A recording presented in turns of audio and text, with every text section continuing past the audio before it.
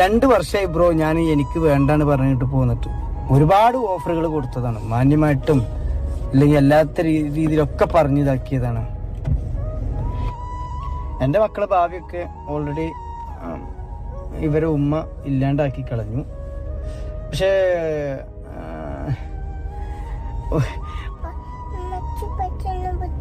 ഇത് ഫാത്തിഹ്. യഥാർത്ഥത്തിൽ യൂട്യൂബ് ചാനലിൻ്റെ പേര് മാത്രമാണ് യഥാർത്ഥത്തിൽ ഫാത്തിഹ്. ഫാത്തിഹയെക്കുറിച്ച് പറയുകയാണെങ്കിൽ ഞാൻ ആദ്യം വളരെ സിമ്പിളായിട്ട് പറയാം. ഫാത്തിഹ് എന്ന് പറയുന്നത് ഒരു ഇൻസ്റ്റാഗ്രാം ഇൻഫ്ലുവൻസറാണ്. ഈ അടുത്തിടായിട്ട് യൂട്യൂബിൽ ഫാത്തിഹ് കുറച്ച് സജീവമായിട്ടുണ്ടായിരുന്നു. യഥാർത്ഥത്തിൽ ഫാത്തിയുടെ ജീവിതം എങ്ങനെയാണെന്ന് ചോദിച്ചാൽ ഭാര്യയുമായിട്ട് പിരിഞ്ഞു കഴിഞ്ഞ ഒരു നല്ല ടേംസിലല്ല പോകുന്നത്. അതുകൊണ്ട് തന്നെ മക്കളെ കൂട്ടിയിട്ട് ദുബായിലേക്ക്, ഈ മക്കളെയും ചെറിയ കുഞ്ഞു മക്കളെയും കൂട്ടിയിട്ട് ദുബായിലേക്ക് വന്നതിന് ശേഷം അവിടെ ജോലി ചെയ്യുകയും അതോടൊപ്പം ഫാത്തി സ്വന്തം മക്കളെ പോറ്റി വളർത്തുകയും ചെയ്തുകൊണ്ടിരിക്കുന്ന ഒരാളാണ് ഫാത്തി. ഫാത്തിയെക്കുറിച്ച് കുറച്ചും കൂടെ പറയുകയാണെങ്കിൽ ഫാത്തിയെക്കുറിച്ച് ഞാൻ പേഴ്സണലായിട്ട് അറിയുന്നൊരു വ്യക്തി തന്നെയാണ്. പക്ഷേ ഫാത്തിയുടെ കുടുംബ ജീവിതത്തെക്കുറിച്ച് എനിക്ക് അത്രമാത്രം അറിയില്ല. കാരണം ഫാത്തി മുമ്പ് ഞാനുമായിട്ട് സംസാരിച്ചിട്ടുണ്ടായിരുന്നു. പക്ഷേ നമുക്കൊരിക്കലും ഒരാളുടെ കുടുംബ ജീവിതത്തിനെക്കുറിച്ച് നമുക്ക് അത്രമാത്രം ചോദിച്ച് മനസ്സിലാക്കാൻ കഴിയുന്ന അത്രമാത്രം വലിയൊരു സൗഹൃദമൊന്നും ഞങ്ങൾ തമ്മിലില്ല. പക്ഷേ എന്നിരുന്നാലും ഫാത്തിയുടെ പല വീഡിയോസുകളും ഞാൻ കാണാറുണ്ടായിരുന്നു. ഈ വീഡിയോസുകളിലൊക്കെ ഫാത്തി എപ്പോഴും പറയാറ് അവൻ്റെ ഭാര്യയും അവനും തമ്മിലുള്ള നല്ല ടേംസിലല്ല എന്നുള്ളതുമായി ബന്ധപ്പെടുന്ന പല കണ്ടൻറ്റുകളുമാണ് യൂട്യൂബിൽ നിലവിൽ അവൻ ചെയ്തുകൊണ്ട് പോകുന്നത്. കൂടെ ഒരു ചെറിയ മകളുണ്ട്, അതേസമയം ഒരു മകനുണ്ട്. ആ മകൻ്റെ പേരാണ് യഥാർത്ഥത്തിൽ ഫാത്തിഹ് എന്ന്. ആ പേര് തന്നെയാണ് യൂട്യൂബ് ചാനലിൽ ഇട്ടിട്ടുള്ളത്. മാത്രമല്ല ശരിക്കും ഫാത്തിഹിൻ്റെ പേര് ഷഫീഖ് എന്നാണ്. കാരണം മുന്നേ ചില കാര്യങ്ങൾക്ക് വേണ്ടിയിട്ട് ഞാൻ സംസാരിച്ചപ്പോഴേ അവന് പറഞ്ഞിട്ടുണ്ടായിരുന്നു എൻ്റെ പേര് ഷഫീഖാണ് എന്നും. ഏതായാലും അതൊന്നുമല്ല നമ്മളെ വിഷയം. ഫാത്തിഹിനെ സംബന്ധിച്ചിട്ടുള്ള വിഷയം എന്താണെന്ന് ചോദിച്ചാൽ ഫാത്തിഹ് സ്വന്തം മക്കളെ ദുബായിൽ ഈ ഒരു ഗൾഫിലേക്ക് മക്കളെ കൊണ്ടുപോയിട്ട് അവിടെ ജോലി ചെയ്യുകയും മക്കളെ വളരെ കഷ്ടപ്പെട്ടുകൊണ്ട് തന്നെ അവരുടെ യഥാർത്ഥത്തിൽ ഈ സമയത്തൊക്കെ ഒരു ഉമ്മയുടെ കെയർ കിട്ടേണ്ട സമയത്ത് ഒരു ബാപ്പയുടെ കെയറാണ് യഥാർത്ഥത്തിൽ ഈ സമയത്ത് ഫാത്തിൻ്റെ മക്കൾക്ക് കിട്ടിക്കൊണ്ടിരിക്കുന്നത്. ഏതായാലും ഫാത്തിൻ്റെ വീഡിയോസിൻ്റെ കുറച്ച് ഭാഗങ്ങൾ ഞാൻ കേൾപ്പിക്കാം, എന്നിട്ട് ഞാൻ ബാക്കി പറയാം. പനി പിടിച്ചിട്ട് 2 ആൾ നല്ല കിടപ്പിലായിരുന്നു. ദുബായിൽ എന്ന് പറഞ്ഞു കഴിഞ്ഞാൽ ഇപ്പം ക്ലൈമറ്റ് ചേഞ്ച് ആണല്ലോ. ശരിക്കും ക്ലൈമറ്റ് ചേഞ്ച് അല്ലേ. ക്ലൈമറ്റ് ചേഞ്ച് ആയപ്പം നന്നായിട്ട് പണി കിട്ടി. അപ്പം ഞാനിപ്പോൾ വന്നതെന്ന് പറഞ്ഞു കഴിഞ്ഞാൽ ഞാനിപ്പോൾ ഇതിനൊന്നും ഇങ്ങനെയുള്ള വീഡിയോസ് ഇടാനൊന്നും സമയമില്ല കേട്ടോ.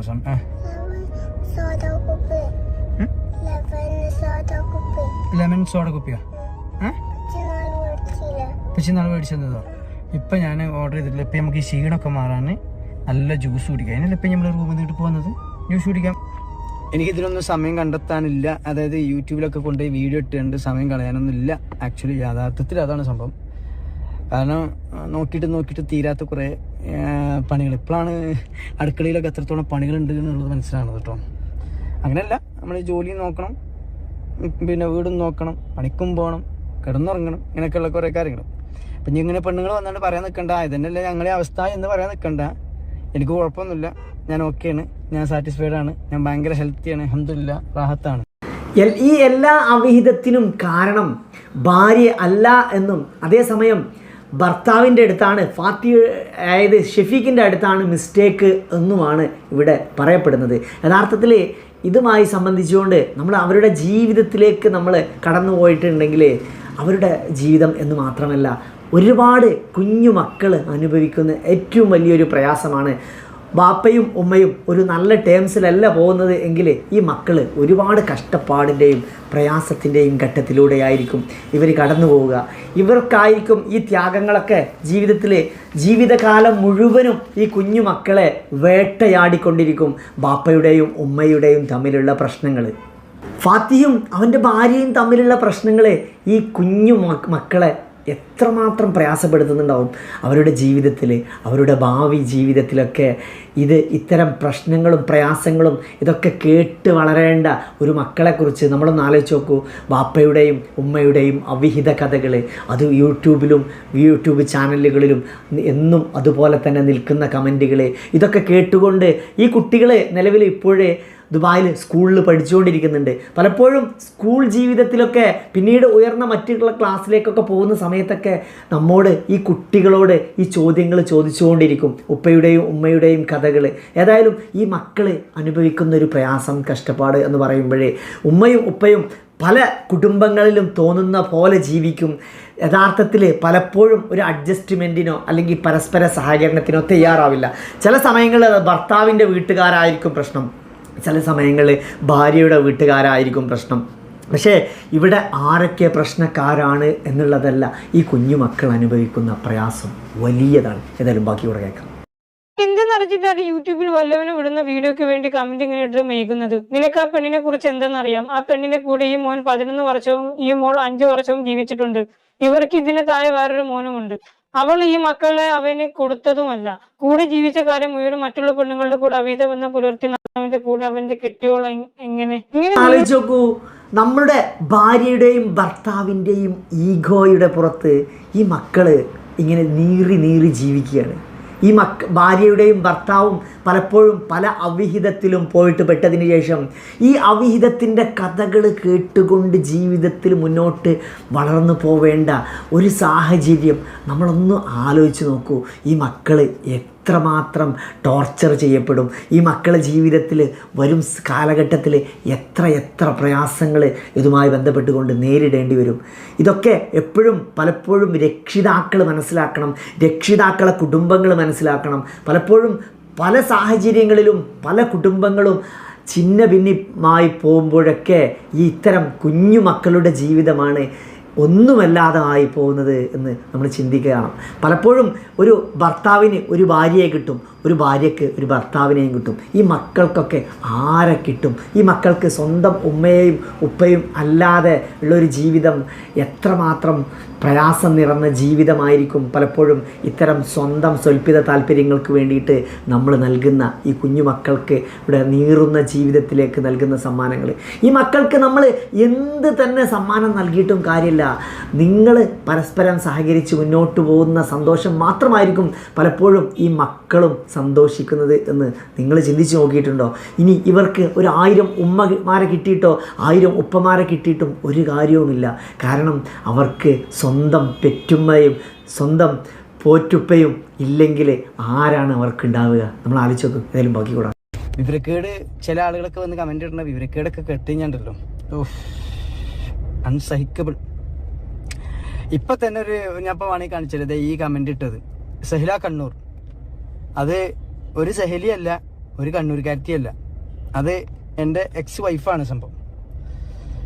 കുറെ നമ്മള് വിവരം ഉണ്ടായിട്ട് കാര്യമില്ല, വിവേക ബുദ്ധി എന്ന് പറഞ്ഞ സാധനം വേണ്ടേ. ഞാൻ പലപ്പോഴായിട്ട് പറഞ്ഞിട്ടുണ്ട്, ഞാൻ എന്നെ ഒഴിവാക്കി കളിക്ക്, നിങ്ങൾ ഈ ആവശ്യമില്ലാത്തത് പിന്നെ നിരന്തരം വന്ന് ഇപ്പൊ ചില ആളുകൾ വന്നിട്ട് പറയുന്നുണ്ട് മാന്യമായിട്ട് ഡിവോഴ്സ് ആക്കി ഒഴിവാക്കി കൂടിയാണ്. അങ്ങനെ പറഞ്ഞിട്ടുള്ളൊരു കമന്റാണിത്. 2 വർഷമായി ബ്രോ ഞാൻ എനിക്ക് വേണ്ടാന്ന് പറഞ്ഞിട്ട് പോന്നിട്ട് ഒരുപാട് ഓഫറുകൾ കൊടുത്തതാണ്, മാന്യമായിട്ടും അല്ലെങ്കിൽ അല്ലാത്ത രീതിയിലൊക്കെ പറഞ്ഞിതാക്കിയതാണ്. ഇനിയിപ്പോൾ അടുത്തൊരു വിഷയം കണ്ടു കഴിഞ്ഞാൽ തന്നെ, ഒരു മോശമായിട്ടുള്ളൊരു ഇത് കണ്ടാൽ തന്നെ പറയാണ്, അവളെ വീട്ടുകാരോട് ആരോടും വിളിച്ച് പറഞ്ഞാൽ തന്നെ വീട്ടുകാർക്ക് ഒരു റെസ്പോണ്ടും ഇല്ല.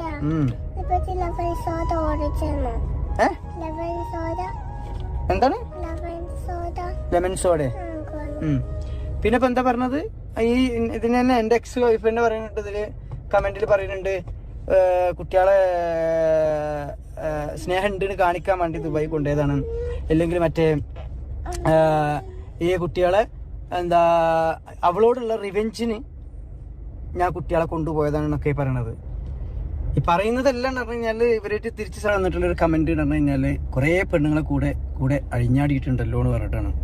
ഞാൻ കുറേ പെണ്ണുങ്ങളെ കൂടെ ഒന്നും അഴിഞ്ഞാടി. ഇവിടെ ഫാത്തിയുടെ ഭാര്യയെ കുറ്റം പറയുന്നുണ്ട്, ഫാത്തിയുടെ ഭാര്യ ഫാത്തിനെയും കുറ്റം പറയുന്നുണ്ട്, അതായത് ഷഫീഖിനെയും കുറ്റം പറയുന്നുണ്ട്. യഥാർത്ഥത്തിൽ ഇവിടെ പരസ്പരം കുറ്റം പറഞ്ഞും പോരടിച്ചൊക്കെ ഇങ്ങനെ മുന്നോട്ട് പോകുമ്പോഴേ നമ്മൾ ആലോചിച്ച് നോക്കൂ, ഇത് എത്രമാത്രം അപകടകരമായ അവസ്ഥയിലേക്ക് മുന്നോട്ട് കൊണ്ടുപോകുമ്പോഴേ ഈ മക്കൾ ഇനിയും ജീവിതത്തിൽ ഈ ഒരു കഷ്ടപ്പാടും ത്യാഗമൊക്കെ സഹിച്ചുകൊണ്ട് ജീവിതത്തിൽ ഇനിയും എത്ര മുന്നോട്ട് പോകണം.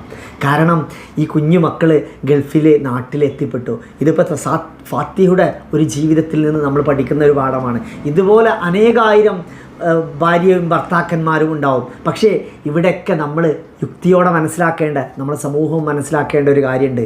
നമുക്ക് രണ്ട് കുടുംബങ്ങളെ തമ്മിൽ മധ്യസ്ഥതയിൽ നിർത്തിയിട്ട് ഇരുന്നിട്ട് രണ്ട് ചെയറിലിരുന്ന് സംസാരിച്ച് തീർക്കാവുന്ന ചെറിയ ചെറിയ വിഷയങ്ങളെ ഒരു പക്ഷേ ഉണ്ടാവുള്ളൂ.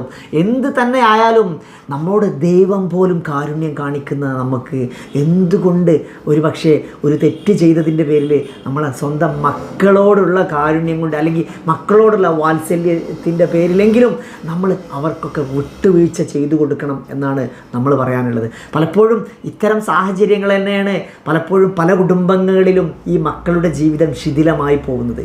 നമ്മൾ പരസ്പരം ചെറിയ ചെറിയ കാര്യങ്ങൾക്ക് വേണ്ടിയിട്ട്, ചെറിയ കാര്യങ്ങളായിരിക്കാം, ചിലപ്പോൾ വലിയ അപകടങ്ങളായിരിക്കാം, പക്ഷേ എന്ത് തന്നെ ആയാലും ഈ മക്കളുടെ കാര്യം ഓർത്തുകൊണ്ടെങ്കിലും നമ്മൾ ഇതിനോട് സഹകരിച്ച് ജീവിതം മുന്നോട്ട് പോകണം. ഇനി അതല്ല നമുക്ക് മക്കളൊന്നും ഇല്ലാത്ത ഒരു സാഹചര്യം തന്നെ ആണ് എന്ന് വെച്ചോക്ക്, എന്നാൽ പിന്നെയും നമുക്ക് ഒരു പക്ഷേ പിരിഞ്ഞാലും അതൊരു വലിയ വിഷയമാവില്ല. പക്ഷേ ഇവിടെയൊക്കെ വലിയ പ്രയാസം അനുഭവിക്കുന്നത് ഈ മക്കൾ തന്നെയാണ്. എല്ലാവരോടും പറയാനുള്ള ഒരു കാര്യം എന്താ വെച്ച് കഴിഞ്ഞാൽ, എൻ്റെ മക്കളെ ഭാവിയൊക്കെ ഓൾറെഡി ഇവരെ ഉമ്മ ഇല്ലാണ്ടാക്കി കളഞ്ഞു.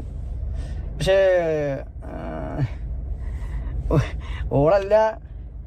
ഓളെ പിന്നെ നിങ്ങൾ വിചാരിക്കുന്നുണ്ടാവും ചിലപ്പോൾ, ഇന്നിപ്പോൾ കുറേ ആൾക്കാർ വന്നിട്ട് മെസ്സേജ് അയച്ചിട്ടുണ്ടായിരുന്നു, നീയും നിൻ്റെ വൈഫും ഈഗോ പ്രശ്നമാണ്, സൗന്ദര്യപ്പണക്കാണ്, അതുപോലെ തന്നെ ഒരുപാട് ഇത് പറഞ്ഞ് ചില ആളുകൾ പറഞ്ഞ് ഒരുമിച്ച് പോകാൻ പറ്റുമെന്ന് വെച്ചെങ്കിൽ ഇപ്പോൾ ഇക്കൂടെ മറന്നൂടെ എന്നുള്ളതൊക്കെ. എൻ്റെ പൊന്നു മുത്തുമണികളെ, ഞാനിപ്പോഴും ഇത് പറയാത്ത എന്താണെന്ന് അറിയാം, ഞാനിപ്പോഴും ഇത് പറഞ്ഞ് കംപ്ലീറ്റ് ചെയ്യാത്തതെന്ന് പറഞ്ഞു കഴിഞ്ഞാൽ, ഞാൻ ഈ ഒരു കുട്ടീൻ്റെ ഭാവി അല്ലെങ്കിൽ ഈ കുട്ടീൻ്റെ ഒരു മുഖം ആലോചിച്ചിട്ടാണ് ഞാൻ സത്യത്തിൽ ഇതൊന്നും പറയാതിരിക്കുന്നത്. അല്ലെങ്കിൽ ഇതൊക്കെ ഞാൻ പറഞ്ഞു കഴിഞ്ഞ് കഴിഞ്ഞാൽ ഭൂമിയിലൊക്കെ ഇങ്ങനെ പെണ്ണുങ്ങൾ ഉണ്ടോ എന്നുള്ളതാണ് ചിന്തിക്കേണ്ടത്. മനസ്സിലായോ? ഞാനുവാ നാട്ടിൽ പോണോ? ടിക്കറ്റ് എടുത്തേ? നല്ല മുത്തല്ലേ, വെച്ചിക്കൊന്ന് ഫ്രീ ആയിട്ട് നടന്നുകൂടെന്നല്ലേ?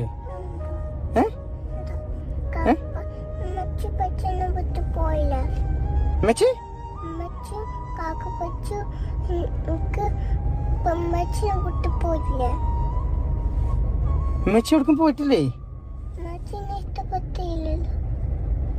എങ്ങനെ പറയല്ലേ പിന്നെ കുട്ടി, ഇപ്പച്ചിക്ക് ഇഷ്ടം ഉണ്ടായോണ്ടല്ലേ ഇപ്പച്ചി നിക്കണേ, എങ്ങനെ പറയല്ലേ?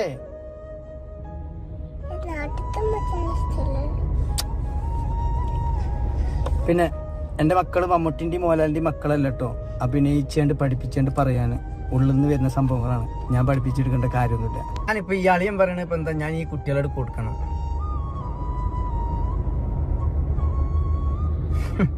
ഇത് അവൻ്റെ കുട്ടികളല്ലല്ലോ, ഇത് അവൻ്റെ പെങ്ങൾ വന്നപ്പോൾ കൊണ്ടുവന്നല്ലോ. കുട്ടികൾ ഉണ്ടാക്കുന്ന സാമാനം എൻ്റെ അടുത്ത് ഉണ്ടായതുകൊണ്ട് ഞാൻ ഉണ്ടാക്കിയതല്ലേ. അതിൻ്റെ അവകാശം ഞാൻ തന്നെയാണ്. ആ പറമ്പിൽ വിതച്ചൂണേ ഉള്ളൂ, മനസ്സിലായോ? ആ പറമ്പിൽ ഞാൻ വിതച്ചൂണേ ഉള്ളൂ. ഞാൻ നോക്കുന്നുണ്ടല്ലോ, കൊന്നിട്ടൊന്നുമില്ലല്ലോ. എൻ്റെ മക്കളെ ഇപ്പോൾ സ്നേഹിക്കുന്നുണ്ടാവും, ഇപ്പോൾ നന്നായിട്ട് വില മനസ്സിലായിട്ടുണ്ടാവും, മക്കളെ വില എന്താണുള്ളത് മനസ്സിലായിട്ടുണ്ടാവും. പക്ഷെ തരില്ല. ഇനിയിപ്പോ മക്കളെ കിട്ടാൻ വല്ല ഭാഗ്യം വേണമെന്ന് വെച്ചെങ്കിൽ ഞാൻ വല്ല ഹാർട്ട് അറ്റാക്ക് ആയിട്ട് ചത്തു പോവേ, അല്ലെങ്കിൽ വല്ല ആക്സിഡന്റ് ആയിട്ട് വണ്ടി ഇടിച്ച് ചാവുകയെ എന്തെങ്കിലുമൊക്കെ ആയി കഴിഞ്ഞ് കഴിഞ്ഞാല്, ഓ എന്റെ പ്രാർത്ഥന പഠിച്ചോ കേട്ടു, ഇല്ലെങ്കിൽ നിങ്ങൾ പറയും, ഇല്ലെങ്കിൽ ഓള് പറയും, ഓ നല്ലോനല്ല അതുകൊണ്ടാണ് വണ്ടി ഇടിച്ച് ചത്തത് എന്ന് പറയും. ഇവള് ചെയ്തിട്ടുള്ള പണി എന്ന് പറഞ്ഞു കഴിഞ്ഞാല് സോഷ്യൽ മീഡിയ ഇല്ലാത്ത കാലത്ത് തുടങ്ങിയിട്ടുള്ള പണിയാണ്. ഇതുപോലെ കുടിക്കണ വെള്ളത്തിൽ വിശ്വസിക്കാൻ പറ്റാത്ത ഒരാളാണ്. ഭാര്യയുടെ കുടുംബം ഭർത്താവിനെ കുറ്റം പറയും, ഭർത്താവിൻ്റെ കുടുംബം ഭാര്യയെ കുറ്റം പറയും, ഭാര്യ ഭർത്താവിൻ്റെ കുടുംബക്കാരെ കുറ്റം പറഞ്ഞുകൊണ്ടിരിക്കും, ഭർത്താവ് ഭാര്യയുടെ കുടുംബക്കാരെ കുറ്റം പറഞ്ഞുകൊണ്ടിരിക്കും. ഇത്തരം പരസ്പരം ചളി വാരി എറിഞ്ഞുകൊണ്ടിരിക്കുമ്പോഴൊക്കെ ഈ ഏറുകളൊക്കെ കൊള്ളുന്നത് ഈ കുഞ്ഞു മക്കളുടെ ശരീരത്തിലാണ് എന്ന് നമ്മൾ ഒരു അല്പമൊന്ന് ചിന്തിച്ച് കഴിഞ്ഞാലോ, ഒന്ന് ആലോചിച്ച് കഴിഞ്ഞാലോ നമ്മൾ എത്രമാത്രം ഈ മക്കൾ അനുഭവിക്കുന്ന വേദനയുടെ വിഷമം നമുക്ക് മനസ്സിലാക്കാൻ കഴിയും. കാരണം ഇവരുടെ ജീവിതത്തിൽ ജീവിതകാലം മുഴുവനും ഇവരെ വേട്ടയാടിക്കൊണ്ടിരിക്കും. നിൻ്റെ ഉപ്പ ആരാണ്, നിൻ്റെ ഉപ്പ എവിടെ, അല്ലെങ്കിൽ നിൻ്റെ ഉമ്മ എവിടെ, ഇത്തരം വലിയ ചോദ്യങ്ങൾ മുന്നിൽ ഈ കുട്ടികൾ ജീവിതകാലം മുഴുവനും ഈ ഉപ്പയും ഉമ്മയും അല്ലെങ്കിൽ ഇവരെ തമ്മിലുള്ള കുടുംബങ്ങൾ ചെയ്തതിൻ്റെ ഒരു തെറ്റിൻ്റെ പേരിൽ ഈ കുട്ടികളെ വേട്ടയാടിക്കൊണ്ടിരിക്കും. ഏതായാലും സമൂഹം ഇത്തരം വിഷയങ്ങളിലൊക്കെ തിരിച്ചറിയണം. നമ്മൾ ഇനിയും ഈ സമൂഹത്തിൽ ഇത്തരം സാഹചര്യങ്ങൾ വന്നുകൊണ്ടിരിക്കുന്നു. നമ്മൾ ഇത്തരം സാഹചര്യങ്ങളിൽ നമ്മൾ അനുഭവങ്ങളിൽ നിന്ന് പാഠം പഠിക്കുന്നതിന് വേണ്ടിയിട്ടാണ് ഞാൻ ഈ ഫാത്തിയുടെ ജീവിതം, ഫാത്തിയെ ഞാൻ പേഴ്സണലായിട്ട് അറിയുമെങ്കിലും ഫാത്തിയുടെ ജീവിതവും നമുക്ക് എല്ലാവർക്കും വലിയ പാഠമാണ്.